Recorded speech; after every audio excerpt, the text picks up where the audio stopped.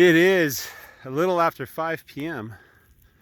on Friday, December 30th. And this is like a thick carpet of grass. It's not very tall. Let's see what they're getting. They're getting something out of it.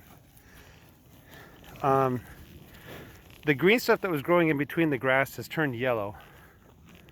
So it looks like that stuff didn't like the frost at all. Oh, this is interesting. I think this is grass left over from the spring. There's probably a patty down there somewhere. But a little bit of grass left over from the spring. So, yeah. Let's see, where was I think it was here, the wire. There's a little bit of a difference between the old pasture and the new pasture. Let's do a walk through the old pasture.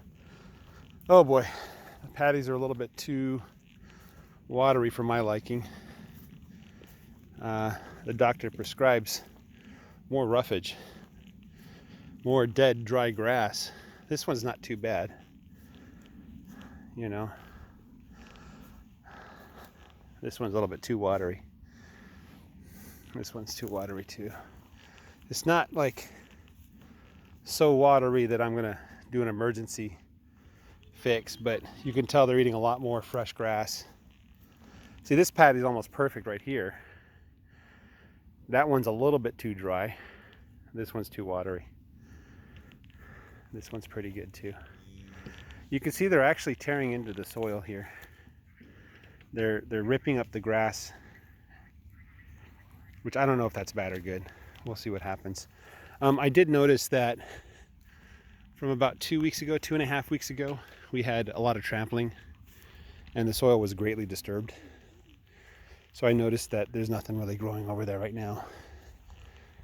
I have some wheat in the back of my side-by-side. I might just throw some wheat down. See what happens, you know. Yeah, there's some decent patties. These are pretty good. That's pretty good. Temperature today, right now, it's about 62, 63 degrees. It's a little tiny bit chilly. Just enough that you want to put on a thin sweater, maybe a jacket. There's practically no wind whatsoever, though.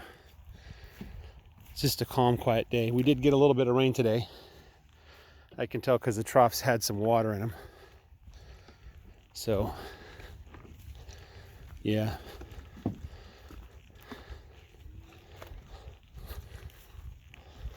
How are you doing? Look at that. I had an idea to soak the feed in water before I gave it to them. Like fill a bucket half full of feed and then fill it full of water on top of the feed. Perhaps it'll make it more palatable to the cows. They won't spill so much out of their mouths like they do. Perhaps it'll help them to get more nutrition out of the feed than otherwise. I don't know. But the fact that when I opened up that gate, all the cows went running for the grass rather than the feed is a good sign, I guess. Maybe the Longhorns have the right strategy, though. Bulk up on feed. Her triangle is not bad. Blues. So she doesn't really have a hollow. There's a little bit of a hollow on this cow. Brownie has barely a hollow at all. Yeller has a slight hollow. Red doesn't have a hollow at all. So we didn't feed them Thursday evening. I had the kids move the cows. I wasn't able to do it. I had to be somewhere else. And the cows only got grass. They didn't get feed. So they've been 48 hours since they've last been fed. So maybe there's actual grass out here they're able to eat and they're able to get enough. If so, it's kind of as I predicted would happen. That once we start hitting January, we'll start to get some pretty decent grass. Long-term weather forecast, I haven't looked at it for a while. I assume it's still warm weather. Well, not 70s and 80s, but 50s and 60s, all the way up to February. Yes? What? The dog is shedding, isn't he? So that's kind of weird. Normally dogs shed in the summer. Yeah. Maybe his body thinks it's already summertime. He's very cuddly. He is very cuddly. I sat down and this is the first thing he did. He sit right here. Yep, he likes to cuddle. I wish he would cuddle the sheep.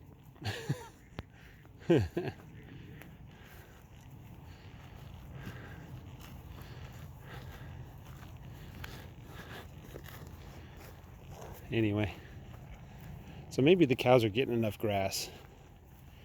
Let me see what these cows look like. So Speck there has a little bit of a hollow.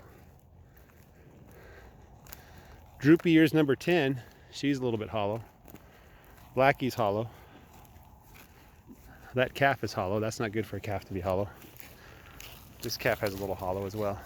Number 20. Yeah, there's not quite enough grass. That cow's doing okay.